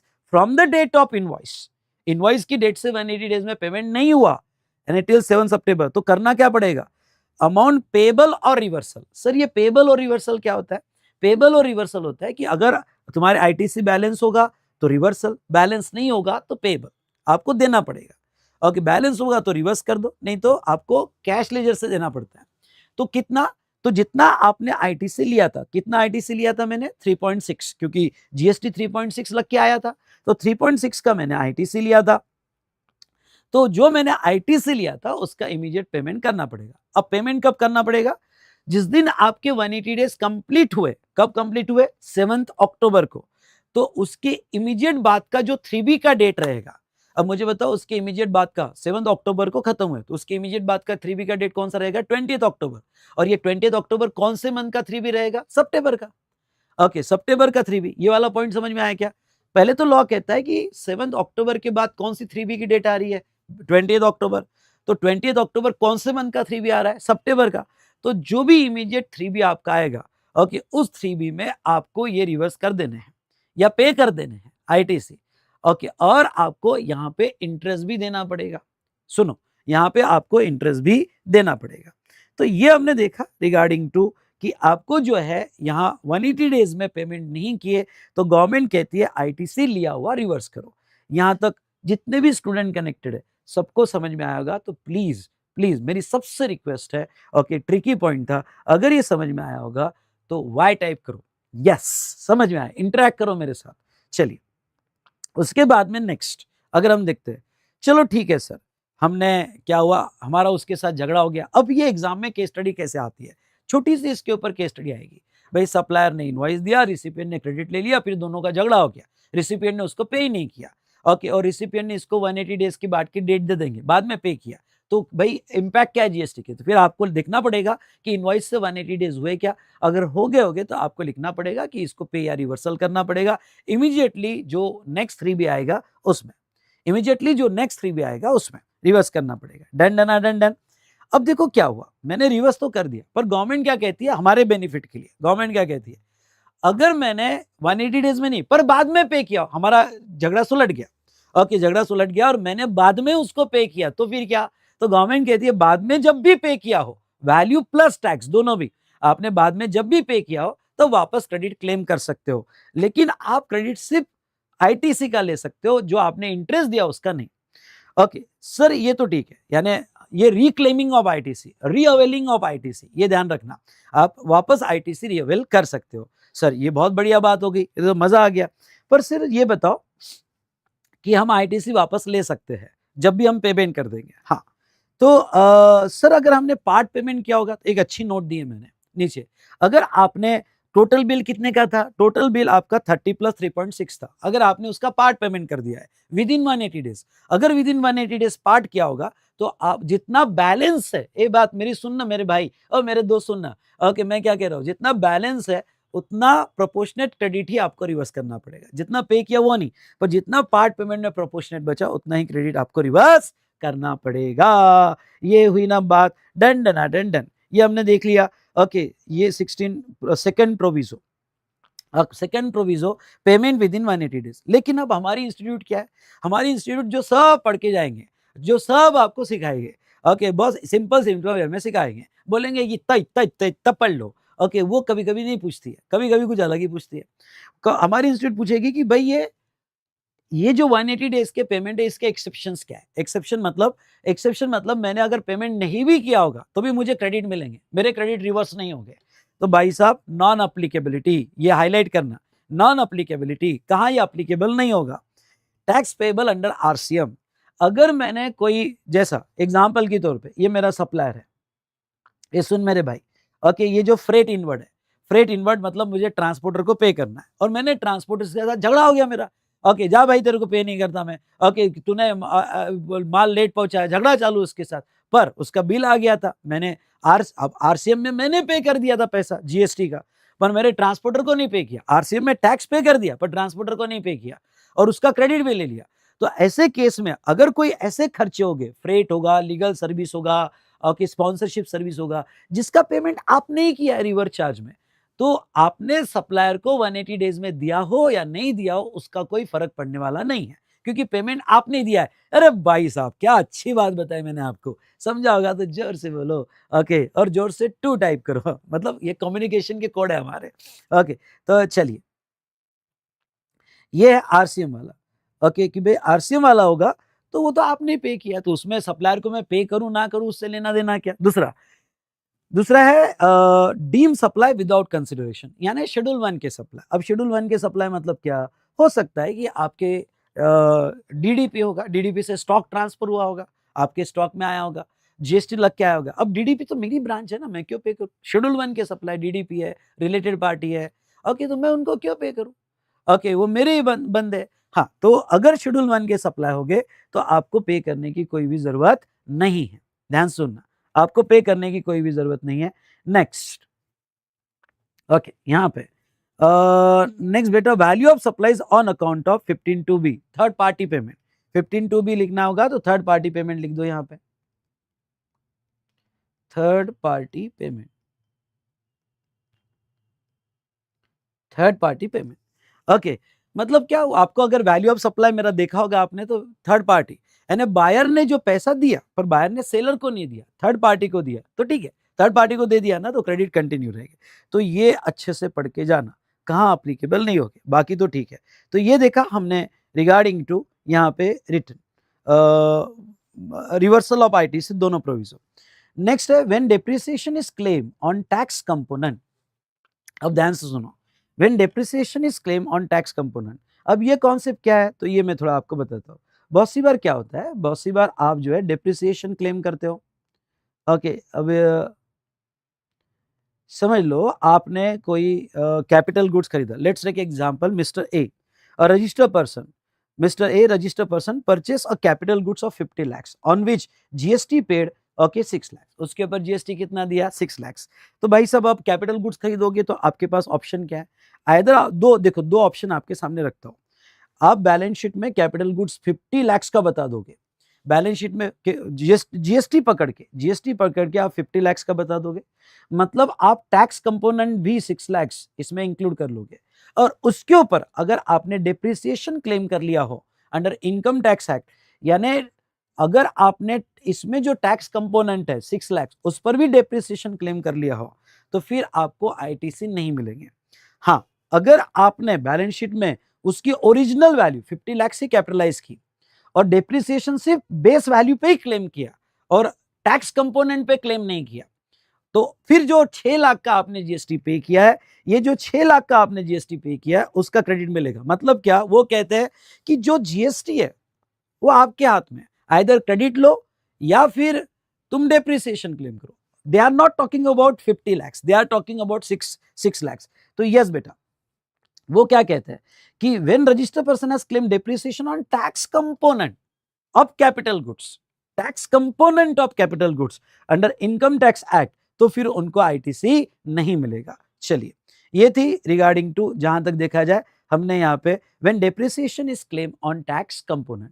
ओके, उसके बाद में मैं नेक्स्ट पार्ट पे आता हूँ, time limit of availing ITC. ITC की टाइम लिमिट क्या है, what is the time limit for availing ITC. Okay, तो चलिए अब ये थोड़ा आपको बता देता हूँ क्या टाइम लिमिट है आईटीसी की। पहले कुछ बेसिक कंसेप्ट समझ लो। आईटीसी क्या होता है कि गवर्नमेंट ने यहाँ पे एक कॉन्सेप्ट लाया हुआ है और वो है एनुअल रिटर्न। सर ये एनुअल रिटर्न क्या होता है, पहले ये समझ लो, फिर हम टाइम लिमिट देखेंगे कि भाई कितने दिन में आपने आईटीसी क्लेम कर लेना चाहिए। यूज तो आप कभी भी कर सकते हो, तुम्हारे बकेट में, तुम्हारे 3B में जमा कर लो आईटीसी, क्लेम कर लो मतलब जमा कर लो। ओके, कि भाई अपने राइट्स क्लेम कर दो, मेरे ये आईटीसी, फिर कब धीरे धीरे आप ग्रेजुअली यूज कर सकते हो। तो एक कॉन्सेप्ट है एनुअल रिटर्न। अब ये एनुअल रिटर्न क्या है, जो आपको मंथली जीएसटी या 3B देने पड़ते हैं वो तो आपको देने ही है, या क्वार्टरली देने हैं क्यूआरएमपी स्कीम में, पर in addition to monthly, quarterly GST या 3B आपको एनुअली एक और रिटर्न देना पड़ता है। और वो एनुअल रिटर्न, वो जो पूरे साल का एक रिटर्न देना पड़ता है उसको हम कहते हैं एनुअल रिटर्न, और वो एनुअल रिटर्न जाता है जीएसटीआर 9 में।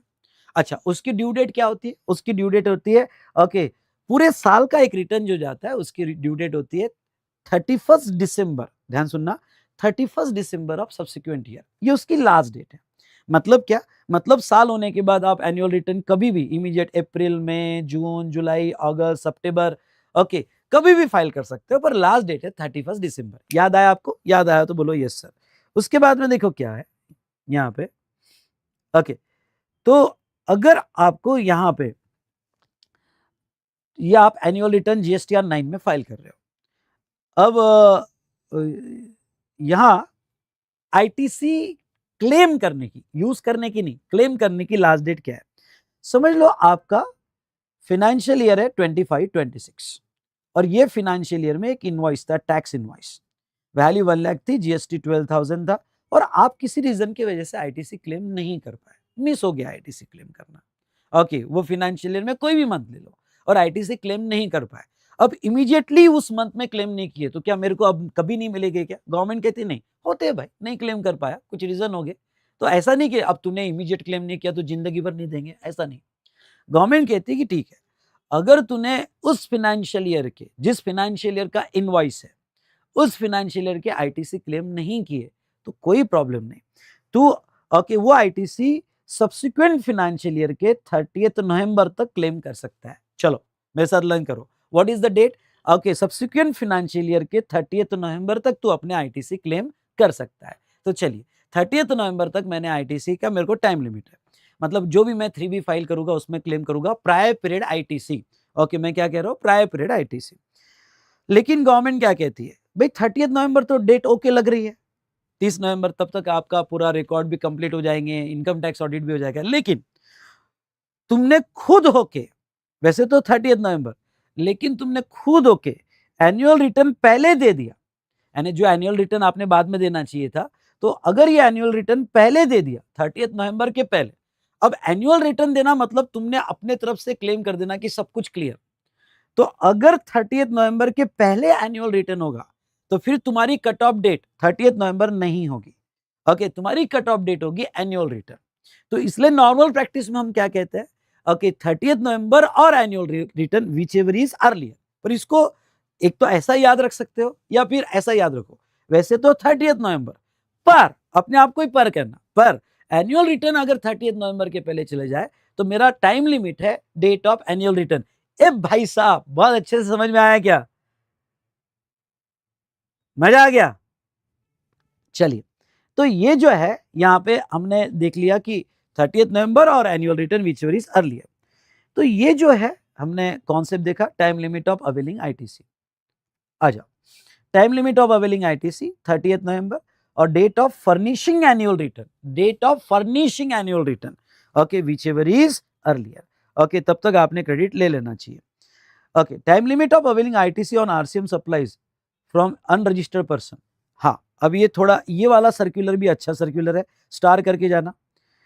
अगर आपने अनरजिस्टर्ड पर्सन से खरीदा तो आप सेल्फ इनवॉइस बनाते हो, ओके, तो वो केस में टाइम लिमिट कैसे होगी?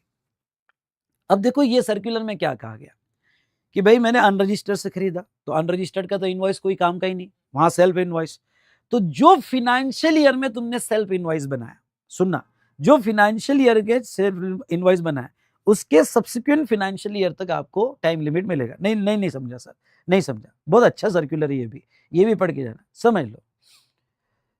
क्या हुआ कि आपने, आपका जो सप्लायर है और आप रिसिपिएंट हो, यूआरपी है, और आपने इससे लीगल सर्विस ली, लीगल सर्विस ली, ये लीगल सर्विस आपने 20 मार्च को ली, ओके, लीगल सर्विस लिया 20 मार्च को, 20 मार्च को, ठीक है।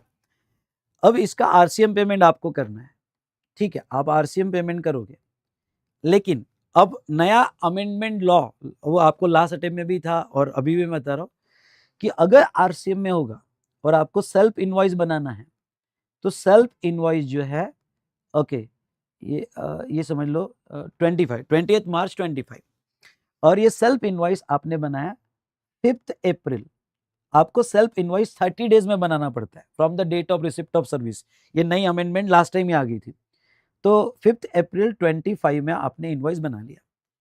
अब यहां तक थोड़ा समझना, आपने जो सर्विस ली उसका फाइनेंशियल ईयर बदल जाएगा, आपने सर्विस मार्च 20 में ली, 25 में, तो अब उसका फाइनेंशियल ईयर 24-25 हो जाएगा, ठीक है, जो आरसीएम वाला है, अनरजिस्टर्ड से लिया।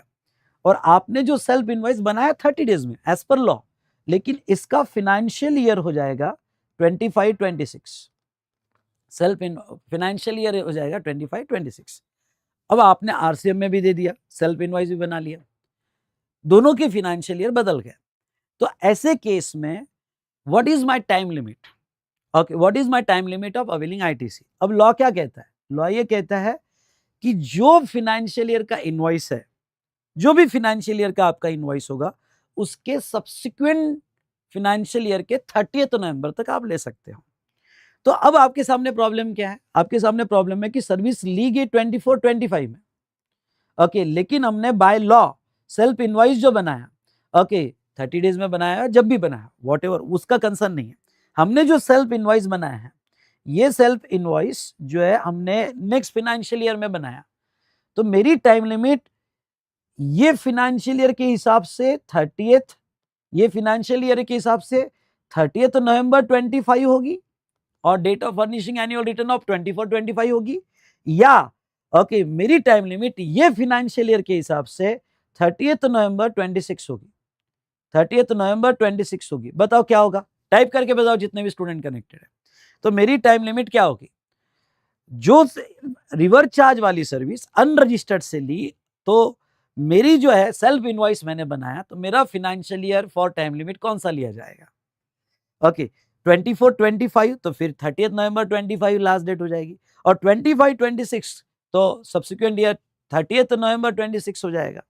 तो कौन सा होगा, तो ये सर्कुलर कहता है कि जो ईयर में सेल्फ इनवॉइस बनाया, जो ईयर में सेल्फ इनवॉइस बनाया, उसके सब्सिक्वेंट फाइनेंशियल ईयर नवंबर तक आपके पास टाइम रहेगा, नवंबर, और date of filing annual return, तो जो ईयर में आपने सेल्फ इनवॉइस बनाया, उसके सब्सिक्वेंट फाइनेंशियल ईयर के 30th नवंबर या date of furnishing annual return, तो आपका 25 नहीं होगा। सेल्फ इनवॉइस जब बना, सेल्फ इनवॉइस जब बना, उसका सब्सिक्वेंट ईयर कौन सा है, ओके, वो 31 मार्च 26 में खत्म हो जाएगा, नया ईयर चालू हो जाएगा, तो 30th नवंबर 26, करेक्ट, 30th नवंबर 26 आपका लिया जाएगा।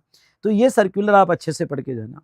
देखो, service receive from URP without consideration, recipient must issue the invoice and pay the tax RCM. यहाँ इश्यू द इनवॉइस मतलब सेल्फ इनवॉइस, सेल्फ इनवॉइस। उसके बाद में time limit of availing ITC, ITC time limit based on the financial year when self invoice is issued and not when the supply was received. जो financial year में self invoice बनाया, उसके subsequent year 30th नवंबर, उसके subsequent year, okay, तो 30th नवंबर या date of furnishing annual return.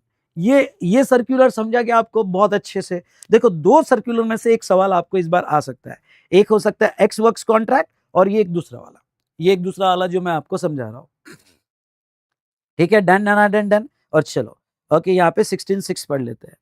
अब ये 16.6 क्या है मैं आपको समझाता हूँ। देखो 16.6 क्या है, ये थोड़ा समझ लो,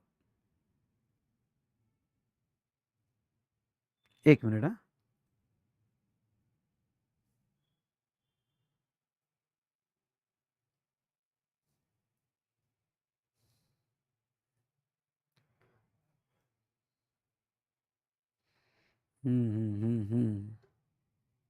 अच्छा, एक मिनट,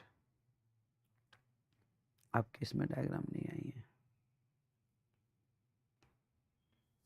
मेरे पास डायग्राम देखता हूँ, डायग्राम से आपको थोड़ा इजी हो जाएगा 16.6।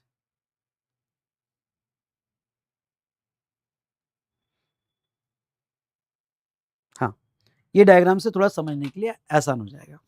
ओके, 16.6 देखो, अगर आपको बाद में इसका स्क्रीनशॉट निकालना है तो मैं फुल स्क्रीन कर दूंगा। ओके, इसका पीडीएफ यहाँ पे बाद में स्क्रीनशॉट आप निकाल सकते हो।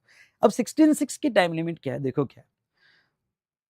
फाइनेंशियल ईयर था 24-25, अब मैंने कोई इसमें परचेस किया होगा, मेरा इनवॉइस होगा, डेबिट नोट होगा, सुनो ध्यान से, मेरा इनवॉइस होगा, डेबिट नोट होगा, पर क्या हुआ, मैंने उसका क्रेडिट नहीं लिया। अब रह गया होगा क्रेडिट, क्योंकि क्रेडिट लेने की बहुत सारी कंडीशंस है, तो रह गया होगा। अब क्या हुआ, 15 मार्च को मेरा रजिस्ट्रेशन कैंसिल हो गया। ओ भाई साहब, सिस्टम में डायरेक्ट ब्लॉक हो गया मेरा रजिस्ट्रेशन। अब देखो, रजिस्ट्रेशन अगर मेरा कैंसिल हो जाता है तो मैंने रिवोकेशन के लिए अप्लाई किया कि भाई मुझे वापस कर दो रजिस्ट्रेशन। अब देखो 15 मार्च का, देखो ये फिर से सुनना, रैपिड रिवीजन है। ओके, तुम ये सोच रहे होगे कि हमको वो फास्ट ट्रैक और रेगुलर जैसा धीरे धीरे पूरे हिस्से समझाए। भाई साहब रैपिड रिवीजन है, ठीक है। मैं आपको याद दिला दूं, मैं सिर्फ आपको स्क्रीन से आपको रिकलेक्ट करवा सकता हूं। तो 15 मार्च को आपका रजिस्ट्रेशन कैंसिल हो गया। यू अप्लाइड फॉर रिवोकेशन, आप डिपार्टमेंट में गए, बोले कि भाई मुझे वापस कर दो मेरा ओके यहाँ पे रजिस्ट्रेशन। अब देखो आपको यहाँ पे रिवोकेशन आ गया और रिवोकेशन आपका 15 जुलाई को आ गया। सुनो, रिवोकेशन आपका 15 जुलाई को आ गया। अगर आपका रिवोकेशन 15 जुलाई को आ जाता है तो ऐसे केस में, अब मेरी बात ध्यान से सुनना, ऐसे केस में सेक्शन 16(6) क्या कहता है कि जब रिवोकेशन आपको आ जाएगा, आपको वहां से 30 डेज में रिटर्न फाइल करना पड़ता है, ये पीरियड का, कैंसलेशन पीरियड का। यानी जब से कैंसल हुआ टिल रिवोकेशन आपको एक रिटर्न फाइल करना पड़ता है, okay, with in 30 days from the revocation order. यानी अप टू 15 अगस्त, क्योंकि आपका रिवोकेशन आया 15 जुलाई को, 15 जुलाई को जो रिवोकेशन आया तो आपको 30 दिन के अंदर यानी 15 अगस्त तक return for cancellation period compulsory आपको देना पड़ता है। और ये जो आप रिटर्न फाइल कर रहे हो फॉर कैंसलेशन पीरियड, इस रिटर्न में अगर कैंसलेशन होने के पहले का कोई आईटीसी बाकी होगा जो तुमने लिया नहीं होगा, तो वो आईटीसी आप इस रिटर्न में क्लेम कर सकते हो। यहां तक समझा होगा तो 1 टाइप करो, यहां तक समझा होगा तो 1 टाइप करो। एक बार फिर से, आपका इन क्रेडिट लेना रह गया था, आपका कैंसलेशन आ गया, ब्लॉक हो गया रजिस्ट्रेशन, आपने रिवोकेशन के लिए अप्लाई किया, रिवोकेशन ऑर्डर आ गई, वापस मिल गया, वापस बहाल हो गया, वो 15 जुलाई को हो गया। अब लॉ ये कहता है कि अगर आपका रिवोकेशन आया होगा तो आपको 30 दिन के अंदर अंदर ये जो रिटर्न है ये देने पड़ते हैं, क्योंकि ये पीरियड में कैंसलेशन था। जब आप रिटर्न दोगे, अगर आपका पुराना कोई क्रेडिट नहीं लिया गया होगा तो आप उसमें क्लेम कर सकते हो, उसमें क्लेम कर सकते हो। चलिए, तो लॉ क्या कहता है कि आपकी जो नॉर्मल डेट थी, अब ये फाइनेंशियल ईयर की नॉर्मल डेट क्या थी, after the end of financial year, मतलब सब्सिक्वेंट फाइनेंशियल ईयर की 30 नवंबर या डेट ऑफ एनुअल रिटर्न, ये आपकी टाइम लिमिट है, नॉर्मल लिमिट है फॉर क्लेमिंग आईटीसी। तो ये जो आपकी नॉर्मल डेट है और ये जो आप 30 दिन के अंदर रिटर्न फाइल कर रहे हो, with in 30 days cancellation period का रिटर्न फाइल कर रहे हो, तो ये जो रहा हुआ क्रेडिट है योर नॉर्मल डेट या ये ओके या ये आपकी जो रिटर्न की डेट है whichever is later, whichever is later आप क्रेडिट ले सकते हो। Sir whichever is later नहीं समझा, मतलब ये हुआ कि आप अगर आपका रिवोकेशन आपकी जो नॉर्मल डेट थी उसके पहले आ गया तो ऐसे केस में आपके पास कितनी टाइम लिमिट है, तो आप ये रिटर्न में भी क्लेम कर सकते। अगर ये रिटर्न में आपने क्लेम नहीं किया तो कोई प्रॉब्लम नहीं, तुम्हारी नॉर्मल डेट अभी भी बाकी है। कौन सी नॉर्मल डेट बाकी है, 30 नवंबर और annual return which is earlier, ये नॉट, तो ये तुम्हारी normal date which is earlier और ये रिटर्न ये दोनों में से जो लेटर रहेगा उतना आपका टाइम लिमिट रहेगा। चलो और एक एग्जांपल से समझाता हूं।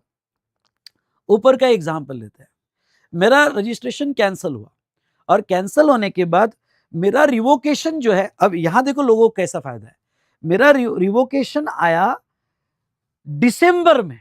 ओ भाई साहब, फाइनेंशियल ईयर 24-25 था, इसकी नॉर्मल लिमिट थी मेरी ओके, और नॉर्मल लिमिट थी 30 नवंबर ओके, और डेट ऑफ एनुअल रिटर्न, और मेरा रिवोकेशन आया, एनुअल रिटर्न भी फाइल कर दिया और वो भी डेट चलेगी समझ लो, और उसके बाद में यहां पे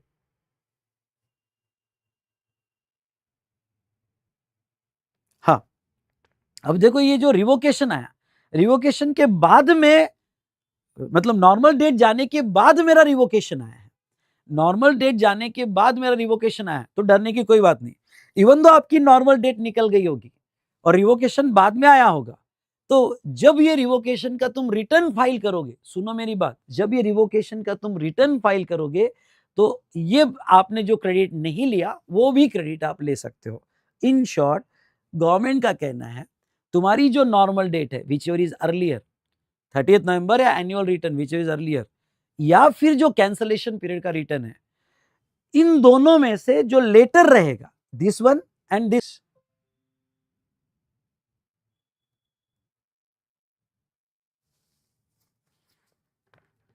सॉरी बेटा थोड़ा टेक्निकल प्रॉब्लम आ गया था।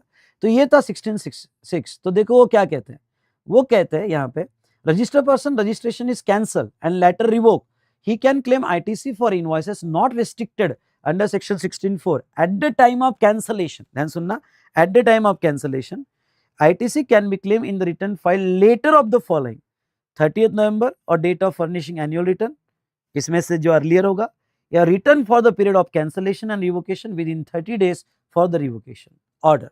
ओके, तो जो लेटर होगा उसका आप यहाँ पे क्रेडिट क्लेम कर सकते हो। तो ये था रिगार्डिंग टू यहाँ पे हमारा ओके आईटीसी। आईटीसी थोड़ा मैं आपका अच्छे से ले रहा हूँ बेटा।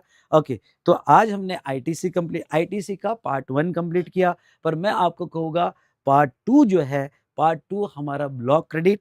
सुनिए मेरी बात, ओके आईटीसी में आपका बहुत अच्छे से ले रहा हूँ। तो पार्ट 2 ब्लॉक क्रेडिट, ओके, और कुछ प्रॉब्लम सॉल्विंग भी हम करेंगे। तो पार्ट 2 हम कल कंटिन्यू करेंगे। आई रिपीट, पार्ट 2 हम कल कंटिन्यू करेंगे। ठीक है, डन डन डन डन। तो आज यहीं रुकते हैं। ओके, पार्ट 2 मिस मत करना। ओके, उसमें मैं थोड़ा आपको प्रॉब्लम सॉल्विंग की टिप्स भी दूंगा कि कैसे आपने प्रॉब्लम सॉल्व करना चाहिए। क्लियर? Okay, clear? ओके, तो आप सभी को रिवीजन कैसा लगा? अगर रिवीजन आपको मजा आ गया होगा और जो भी मैंने आपको अच्छे से समझा होगा, ओके, आज के आज रीड करना और कल के सेशन में हम कंप्लीट कर देंगे ब्लॉक क्रेडिटर एक्सेट्रा। पर अभी तक जितना भी हमने रीड किया आज के आज कंप्लीट करना और कुछ प्रॉब्लम सॉल्व करना। ओके, तो इंपॉर्टेंट क्वेश्चन लिस्ट आपको डिस्क्रिप्शन में मिल जाएगी। जो भी स्टूडेंट मुझे रिकॉर्डेड मोड में देख रहे हैं तो भाई साहब ओके कमेंट जरूर देना। ओके, यानी जो बाद में देख रहे हैं तो कमेंट जरूर देना, लाइक जरूर कीजिए और ऐसा ही आपको सेकंड सेशन आ जाएगा। ठीक है, डन? ठीक है, क्वेश्चंस हम कल ले लेंगे और इंपॉर्टेंट क्वेश्चन लिस्ट आपको आज के भी डिस्क्रिप्शन में मिल जाएगा और कल के भी डिस्क्रिप्शन में मिल जाएगा। ठीक है, कल का टाइमिंग सेम रहेगा। ओके, कल का टाइमिंग सेम रहेगा। तो चलिए दोस्तों, मिलते हैं टुमारो शार्प हमारे रिवीजन के लिए 11 बजे।